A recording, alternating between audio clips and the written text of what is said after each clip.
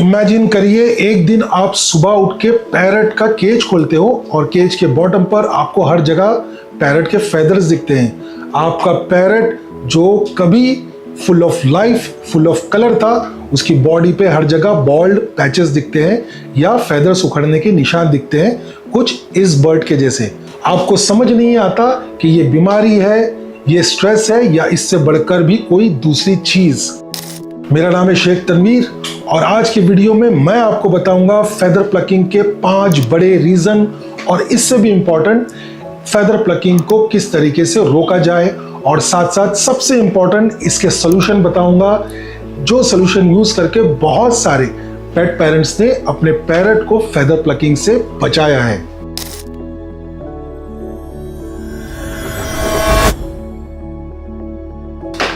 सबसे पहले आपको यह जानना बहुत जरूरी है कि फेदर प्लकिंग एक्चुअल में होता क्या है। देखिए, इस बिहेवियर को FDB यानी फेदर डिस्ट्रक्टिव बिहेवियर कहा जाता है, जहां पर पैरट ना सिर्फ अपने फेदर्स प्लक करता है बल्कि साथ साथ अपने आप को सेल्फ म्यूटिलेट करता है। मतलब इतना ज्यादा फेदर प्लकिंग करेगा कि वो स्किन के साथ साथ ब्लड भी अपना निकालना स्टार्ट कर देता है। मगर बहुत सारे पैरट ओनर ये नहीं जानते कि पैरट इस हालत में एक साइलेंट मैसेज भेज रहा है मदद के लिए, एक कोडेड मैसेज दे रहा है आपको SOS के लिए। तो आइए मैं आपको इस कोडेड मैसेज को डिकोड करके बताता हूं। देखिए, आगे बढ़ने से पहले सबसे पहले आपको ये जानना बहुत जरूरी है कि इनके रीजंस क्या होते हैं, क्योंकि क्योर से पहले कॉज जानना बहुत जरूरी होता है। क्योंकि अगर आपने कॉज जान लिया तो ये बीमारी फिर पलट के वापस नहीं आएगी, आपको उसका रीजन पता होगा। देखिए, पैरट्स जो है ना वो काफी इमोशनली सेंसिटिव बर्ड होते हैं और स्ट्रेस सबसे बड़ा रीजन होता है फेदर प्लकिंग का। तो आपको सबसे पहले ये जानना है कि आपका बर्ड किसी वजह से स्ट्रेस में है या नहीं है। तो आप किस तरीके से आइडेंटिफाई करेंगे कि आपका पैरट स्ट्रेस में है कि नहीं है। देखिए, सबसे पहले आपको खुद से एक सवाल पूछना होगा। आपके आसपास आपको नजर डाल के कुछ सवाल आपको खुद से करने होंगे। क्या मेरे पैरट लॉइड नॉइजेस यानी जोरदार आवाजें से इसको एक्सपोजर हो रहा है क्या? जैसे घर में टीवी है, बच्चे लोगों का चिल्लाना है, कुत्ते का भौंकना है, या मैंने पैरट को ऐसी जगह रखा है जहां से कंटिन्यूस ट्रैफिक का शोर आ रहा है कि नहीं आ रहा है। नंबर 2, इसका सडन इन्वायरमेंट चेंज हुआ है क्या? फॉर एग्जाम्पल, आप नए घर में शिफ्ट हुए हैं या इसका जो केज है आपने लिविंग एरिया से हटा के बेडरूम में रख दिया है, या इसका कोई फेवरेट टॉय हटाया है। नंबर 3, इसको प्रॉपर स्लीप मिल रही है या नहीं। देखिए, पैरट को ज़्यादा से ज़्यादा 8, 10 से 12 घंटे की स्लीप लगती है। अगर जब भी पैरट सो रहा है तो आपके घर में टीवी चल रहा है, म्यूजिक चल रहा है, तो उसकी स्लीप को वो बहुत ज़्यादा डिस्टर्ब होता है। तो ये चीज़ें आपको आइडेंटिफाई करना है कि स्ट्रेस इसे क्यों हो रहा है। तो इसका सोल्यूशन क्या है? देखिए, पैरट को आपको ऐसी जगह रखना है जहाँ पर ज़्यादा नॉइज से इसको डिस्टर्बेंस ना हो। किचन, टीवी या कोई भी रोड साइड विंडो वाली जगह पे आप इसको मत रखिए, ऐसी जगह रखिए जहाँ डिस्टर्बेंस कम हो। नंबर 2, सोते वक्त बर्ड के केज पे ब्लैकआउट कर्टन्स आप लगा सकते हैं, ताकि बर्ड्स को आने जाने वाले लोगों से या आवाज़ तो चलो होगी, मगर कोई भी तरीके की लाइट या साउंड या कोई भी चीज़ से उसको थोड़ी सी डिस्टर्बेंस कम हो। और पैरट है ना, पैरट को कंसिस्टेंसी बहुत पसंद होती है। मतलब आप जो शेड्यूल है ना वो मेंटेन करके रखिए। टाइम पर उसको खिलाना, टाइम पे बाहर लेके खेलना, टाइम पे इसको सोना। तो आप इस तरीके से स्ट्रेस से होने वाली प्रॉब्लम से इनको दूर रख सकते हैं। इमेजिन करिए आपको एक रूम में लॉक करके छोड़ दिया जाए और करने के लिए कुछ ना हो, आप पागल हो जाएंगे ना। यही प्रॉब्लम होता है पैरट के साथ में जब इन्हें इनफ मेंटल और फिजिकल स्टिमुलेशन नहीं मिलती।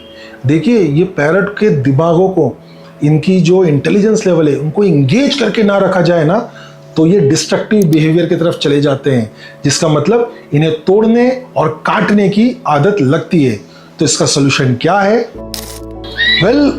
इसका सोल्यूशन ये है कि पैरट को ना खाना ढूंढने में ना बड़ा मजा आता है। तो आप क्या कर सकते हो, पैरट के जितने भी खाने हैं ना, आप उसको कार्डबोर्ड बॉक्स, फोराजिंग टॉयज या पेपर टॉवेल के अंदर छुपा के दे सकते हो। तो पैरट का दिमाग इन चीज़ों में इंगेज रहेगा, उनको अपना दिमाग लगाने बड़ी मजा आती है। तो आप खाना नहीं, सब चीज़ों में छुपा के आप रख सकते हैं। फोराजिंग टॉयज बहुत सारे अवेलेबल है मार्केट में। साथ साथ पैरेट सिर्फ पेपर और वुड आप इनको तोड़ने के लिए दे सकते हो। जैसे मैंने बहुत बार बताया है, आप नीम की, आंवला की, नीलगिरी की या फिर आप अमरूद की लकड़ियां इनको दे सकते हो, ताकि इनका जो डिस्ट्रक्टिव बिहेवियर है वो लकड़ी पे निकले, ना कि इनके फेदर्स पे निकले।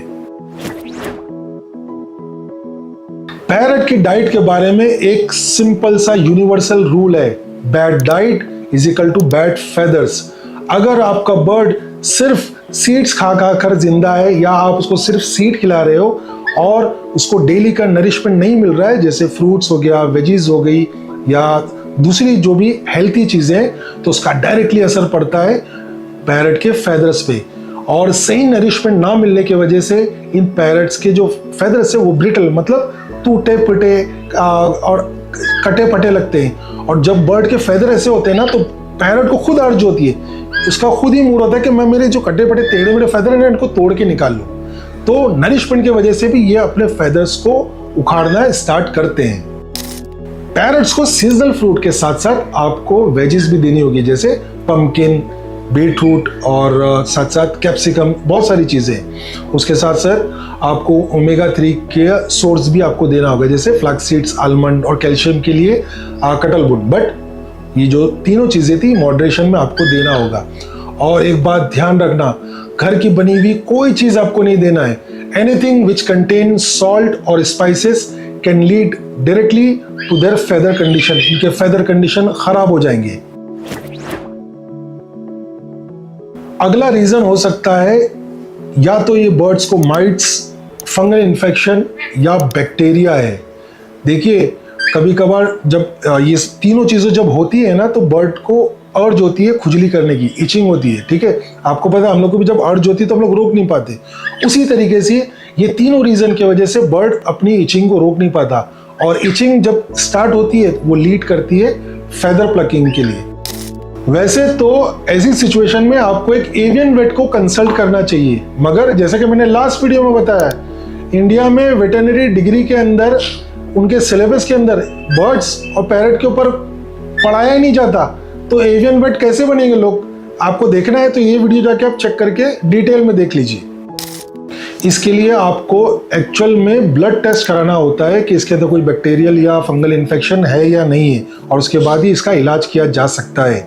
और साथ साथ में आप बर्ड को रिलीफ देने के लिए एलोवेरा और नीम का स्प्रे कर सकते हैं।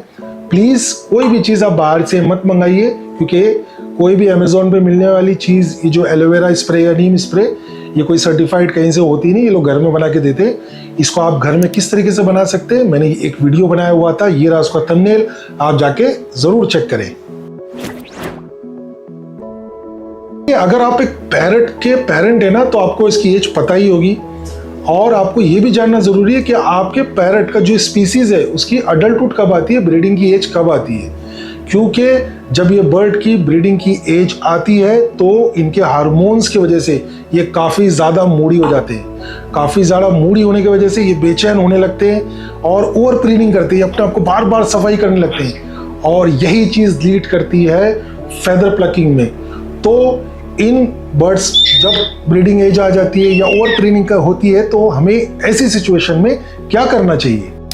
देखिए, अगर आपका बर्ड 12 घंटे से ज़्यादा लाइट में एक्सपोज हो रहा है ना, तो ये ब्रीडिंग एज में इनको ट्रिगर करता है। तो जितना हो सके बर्ड को लाइट का एक्सपोजर कम करिए, 12 घंटे से कम करिए, केज को जल्दी कवर करिए। नंबर 2, बर्ड को जब आप पेट करोगे ना, ये मैं किसकी बात कर रहा हूँ, ब्रीडिंग एज की बात कर रहा हूँ। आपको ये दिख रहा है अंडर विंग्स में आपको पेट नहीं करना है, यहाँ आपको पेट नहीं करना है। ये दोनों चीज़ें अभी मैं कैसे बोलूँ, ये दोनों चीजें एक तरीके की उकसाती है इनको के ब्रीडिंग के लिए, तो आपको पेट सिर्फ इनके हेड पे करना है। नंबर 3, आपके केज में कहीं भी कोजी या नेस्टिंग मटेरियल है तो आप हटा दो। कहीं भी छोटी सी जगह एक मटका रहेगा या कोई बॉक्स रखा हुआ है या नेस्टिंग मटेरियल है ना, तो ये चीजें इंकरेज करती है बर्ड्स को मेट करने के लिए, तो ये सब चीज आप हटा दो। और नंबर 4, बर्ड का प्रोटीन इंटेक आपको कम करना है, क्योंकि प्रोटीन इंटेक जैसे ही आप कम करोगे तो इनके हार्मोनल एग्रेशन में ना कमी आएगी। फेदर प्लकिंग एक सीरियस इशू है, मगर अच्छी बात यह है कि इसे रिवर्स किया जा सकता है।